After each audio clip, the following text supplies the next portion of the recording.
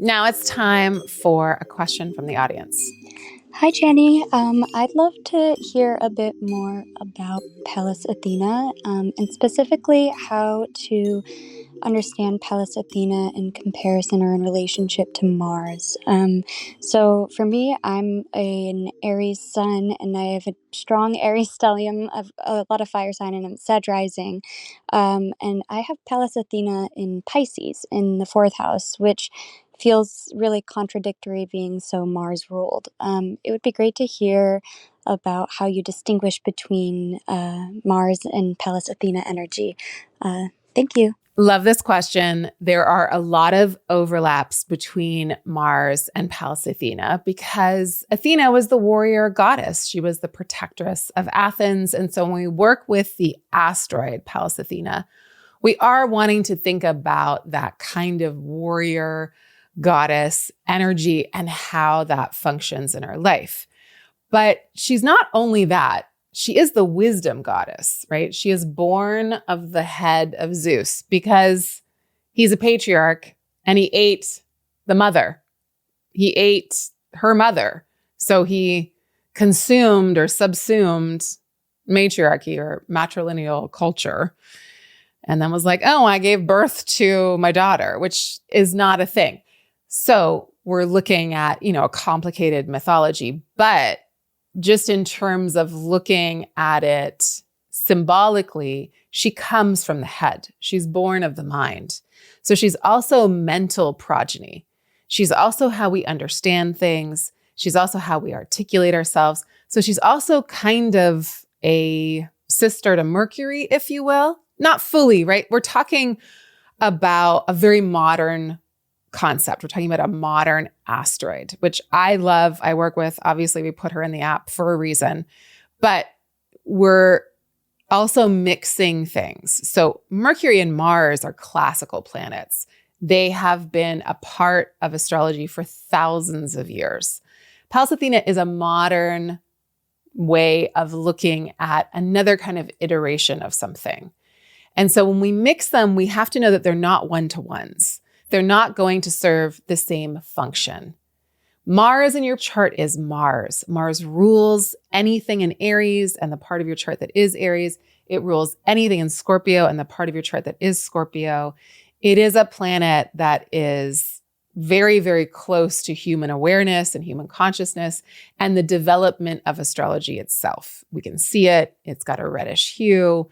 It has a very specific orbit. It has meant something very deep to humanity for a very long time, thousands of years, because we've always been able to clock it. Pallas Athena is a newer kind of thing, so it's like an addition. So when we work with asteroids, it's really good to know what part of our chart they're in, but they don't carry the same weight.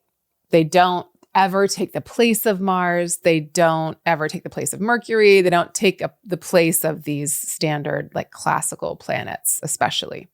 Or even the modern planets, Uranus, Neptune, and Pluto.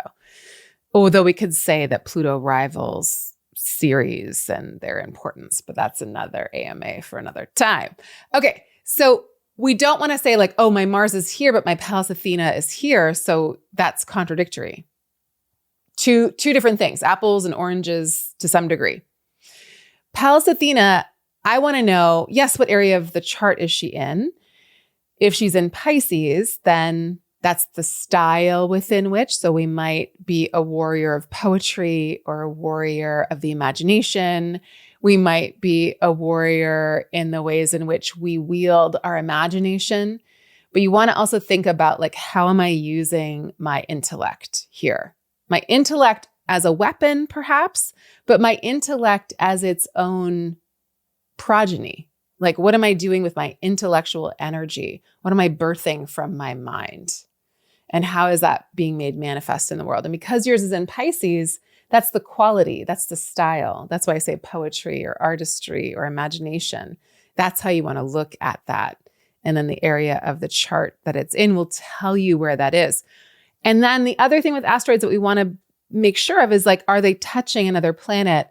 Are they in close proximity to an aspect with another planet? Are they part of another kind of setup in our chart that's important?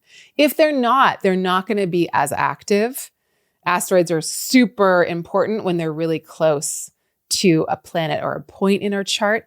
If they're not really touching anything, then we can just be like, oh yeah, that's where my Pallas Athena is, but it's never going to supersede your Mars or your Mercury or anything else. It's just going to be a kind of lighter touch that you're like, oh yeah, that's where that is. Does that, when it gets transited by something, maybe you'll feel it.